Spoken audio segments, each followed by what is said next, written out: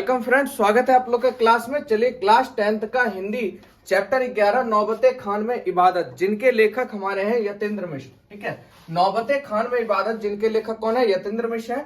तो इसमें एक क्वेश्चन यहाँ पे बनता है ऑब्जेक्टिव में, याद रखिएगा, बिस्मिल्लाह खां और शहनाई दोनों का संबंध किस पर्व से है?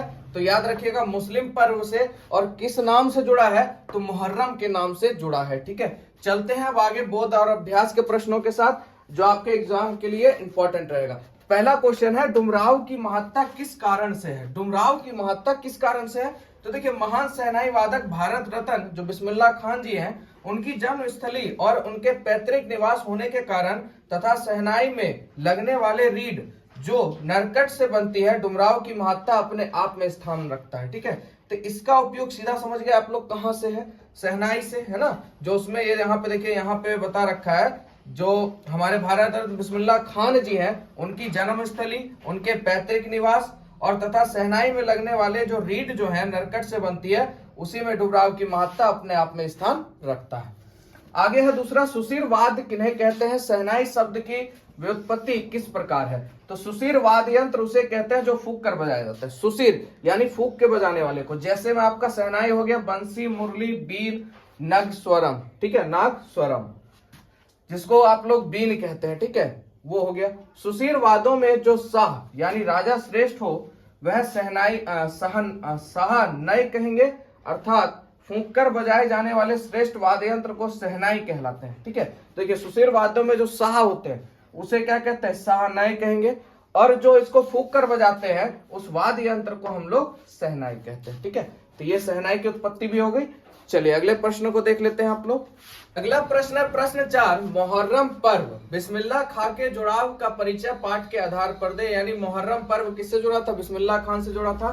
तो इसके आधार पर, पाठ के परिचय के आधार पर इसका आपको वर्णन करना है। तो देखिए, मुहर्रम पर्व शिया मुसलमानों के लिए गम का पर्व है। ध्यान समझिएगा, मुहर्रम पर्व शिया, ठीक है, शिया मुसलमानों के लिए गम का पर्व है। लोग अपने को संगीत और वाद्य यंत्रों से 10 दिनों तक दूर रखते हैं। ठीक है, उसमें 8वां दिन विशेष रूप से मान्य है, लेकिन बिस्मिल्लाह खान की वाद्य यंत्र शहनाई, जिसकी ध्वनि मंगल कार्यों में उपयुक्त मानी जाती है, 8वें रोज अवश्य बजती है। 8वें रोज अवश्य बजती थी। ठीक है, डाल मंडी से फातमान तक की 8 किलोमीटर की दूरी में पैदल चलकर नोहा बजाकर लाखों लोग की आंखों को इमाम हुसैन और उनके परिवार वालों की शहादत पर गम से नम कर देते थे।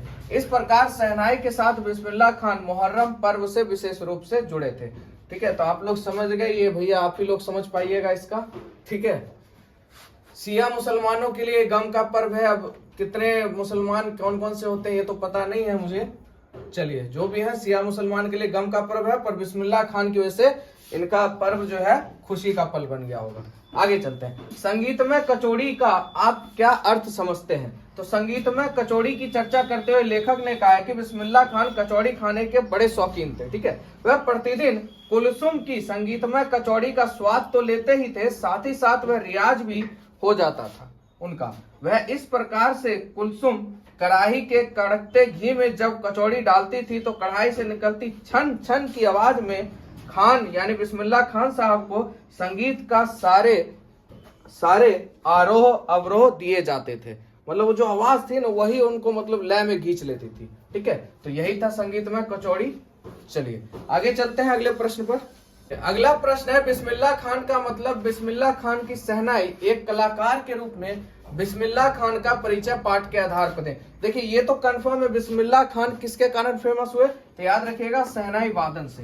तो वही चीज है, बिस्मिल्लाह खान की ख्याति बिस्मिल्लाह खान की शहनाई वादन से हुई। यानी उन्होंने जो कुछ भी कलाकार क्षेत्र में प्राप्त किया उसका कारण उनका शहनाई वादन ही है। क्योंकि खान साहब की एक शिष्य ने जब पूछा था कि अब आप भारत रत्न प्राप्त कर लिए हैं तो भी आप फटी लुंगी क्यों पहनते हैं? तो खान साहब ने बड़े ही सहज स्वर में कहा, धत पगली, ये भारत रत्न हमको शहनाइया पे मिला है, लुंगिया पे थोड़ी ना मिला है। इसलिए तो बिस्मिल्लाह खान विश्वविख्यात शहनाई वादक में अग्रणी है। यानी उनको कोई गुमान नहीं था, वो हंस के बोल रहे, धत पगली, ये भारत रत्न का जो पुरस्कार है हमको मिला है शहनाइया पर, ये लुंगिया पर थोड़ी नहीं मिला है जो हमें लुंगी नहीं पहने।